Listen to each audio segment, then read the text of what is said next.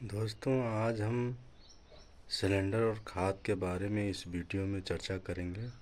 तो बने रहिए आप हमारे इस वीडियो में और कमेंट करके बताइए कि कहाँ कहाँ क्या क्या दिक्कतें हैं। आप हमें बताते रहिए, उस पर हम अब सवाल उठाते हेलो दोस्तों, नमस्कार।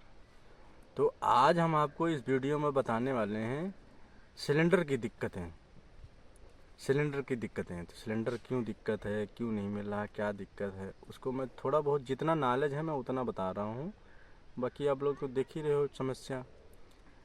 तो ना तो सरकार, मैं तो यही कहूँगा, मैं किसी को ठेस नहीं पहुँचा रहा हूँ, तो ना तो सरकार भी इस पे ध्यान दे रही है, ना कोई और ध्यान दे रहा है। मतलब जो परेशानी है वो जनता, किसान, आप झेलते रहो, किसी को कुछ फर्क नहीं गिरता। तो आप लोग किसान हो, जो जनता है, जो हमारी ऑडियंस है, जो हमारे पब्लिक हैं, जो हमारे भारत के वासी हैं, लोग सिलेंडर से परेशान रहते हैं। लोग सिलेंडर की इतनी दिक्कत है कि मैं अब बता ही नहीं सकता कितनी दिक्कतें चल रही हैं। प्रचार और भाषण तो बहुत आ रहे हैं कि सिलेंडर की दिक्कत नहीं, ये नहीं दिक्कत, वो नहीं दिक्कत, लेकिन तुमको नहीं पता चलेगा। लेकिन जो सामने आ रहा है, जो गरीब हैं, उनको दिक्कत पड़ रहा है। बड़े लोगों को तो कुछ नहीं दिक्कत है, उनको तो सब कुछ मिल रहा है, चाहे सिलेंडर हो ना हो, उनको सब कुछ मिल रहा है। तो हम छोटे लोग को बता रहे हैं कि मतलब आप एक ही चीज़ पे निर्भर ना रहो। जैसे सिलेंडर ख़त्म है, कोई बात नहीं, आप लकड़ी का इस्तेमाल करो, किसी और चीज़ का इस्तेमाल करो। लेकिन कुल मिलाकर के भी देखा हूँ, जो छोटे मोटे पब्लिक हैं, मैंने उस पब्लिक प्लेस में कहीं जा रहा था तो मैंने देखा हूँ, वो गर्मी में वो लाइन की है भगवान।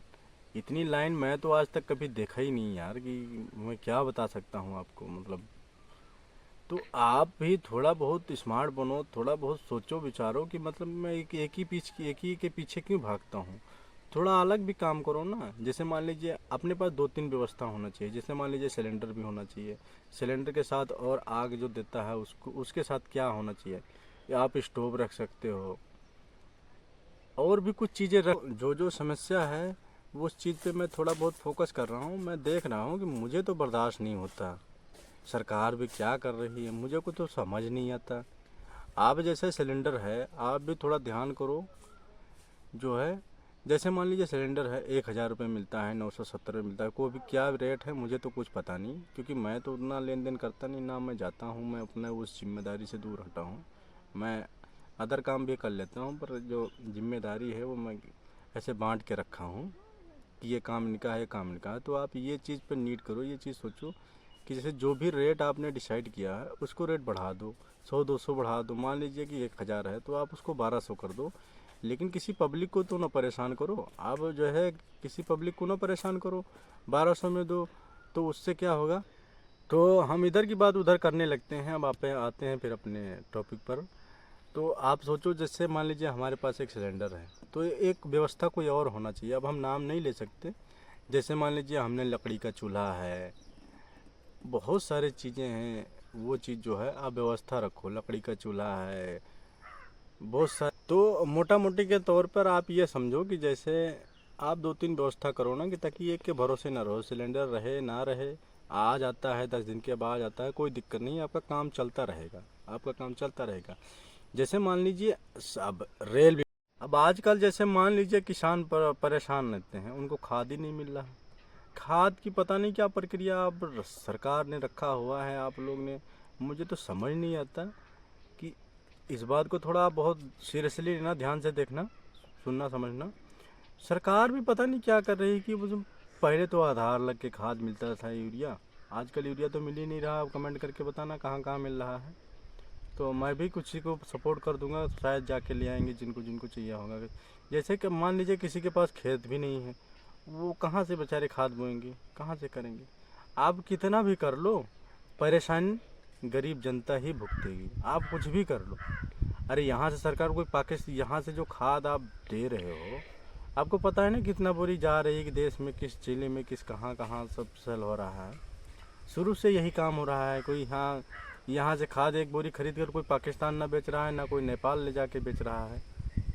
इस पे तो आप स्वयं निर्भर हो ना। आप स्वयं को सोचना चाहिए ना कि ये फार्मर रजिस्ट्री क्या लगाना है, आधार की लगाना, मतलब मेरे को समझ नहीं आता कि सरकार करना क्या चाह रही है। आप चाह क्या रहे हो, मुझे तो खुद ही नहीं समझ में आ रहा कि पब्लिक को इतना परेशान करके क्या चाह रहे हो। अरे सीधा सीधा फंडा था भाई, जिसको चाहिए था वो खाद लाता था और अपने खेत में बोता था। कोई उसको कहीं के फेंकता थोड़ी था। जो पैसे लगा कर लेकर आएंगे तो कोई फेंकेगा थोड़ी उसको। जिसको जितना ज़रूरत होता था वो उतना लेकर आते थे। अब आपने अगर ये दिमाग लगाया होगा कि जैसे कि हम ये काम करेंगे तो बड़े लोग को दिक्कत होगा, अरे उनका तो सब एडवांस में काम होता रहता है। पब्लिक को मिले ना मिले सब एडवांस में उनका काम होता रहता है। अब उसके पीछे छोड़ दो, उसकी चिंता छोड़ दो। आप नॉर्मल स्थिति में आओ। आप मानते हैं कि आप कानून लगाते हो, ये सब कुछ ठीक है, लेकिन इतना तो गलत है कि इतना पब्लिक को परेशान करो। आप कुछ भी करोगे गरीब गरीब ही परेशान होगा। तो सबसे ध्यान पूर्वक आपको ये करना है। मैंने देखा हूँ कि जो खाद में भी लोग लाइन लगाते हैं 12 बजे, मतलब दिन में जितना भी घाम हो आपको लाइन लगाना ही लगाना है। कोऑपरेटिव पता नहीं तो कोऑपरेटिव पे मिलता है, वहाँ भी लाइन लगाना है। ले खर्रा लिए, मतलब वो खतौनी पता नहीं क्या क्या वो ताम झाम लिए लगे हैं लाइन में, लगे हैं लाइन में। ऐसा परिस्थिति कभी आया ही नहीं था। मतलब क्या हासिल करना चाह रहे हो भारत की जनता से, मतलब उनको कितना नीचे गिराओगे, कितना नीचे मतलब कराओगे, आप क्या चाहते हो। आप बस यही लॉलीपॉप दिखाते हो कि इलेक्शन आ गया, ये दे देंगे वो दे देंगे ये कर देंगे, लेकिन मतलब करना कुछ नहीं है। आपको पहली वाली ज़िंदगी में जो व्यवस्था थी वो क्यों नहीं।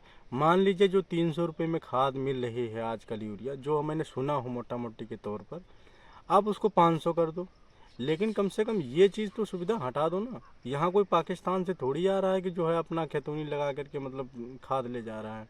अरे उसको 500 कर दो, मैं तो यही कहता हूँ उसको 500 कर दो, और जो जिसको ज़रूरत होगा वो ले जाएंगे।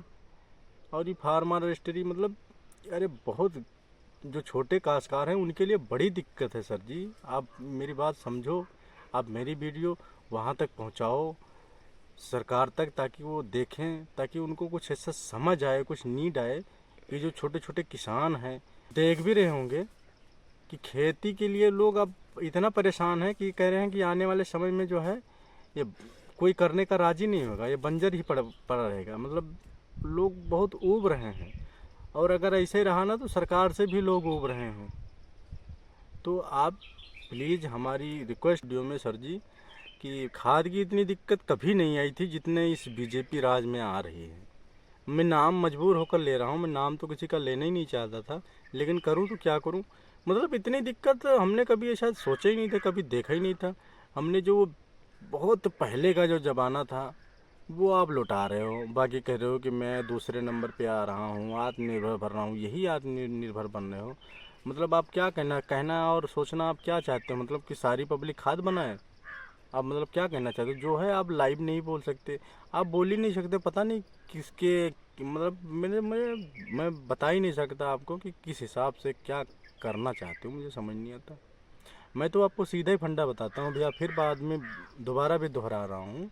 जो यूरिया 300 रुपये में मिल रही है उसको आप 500 रुपये में पब्लिक को बेचो, लेकिन पब्लिक को कम से कम धूप परेशानी से बचाओगे ना, तो पब्लिक खुद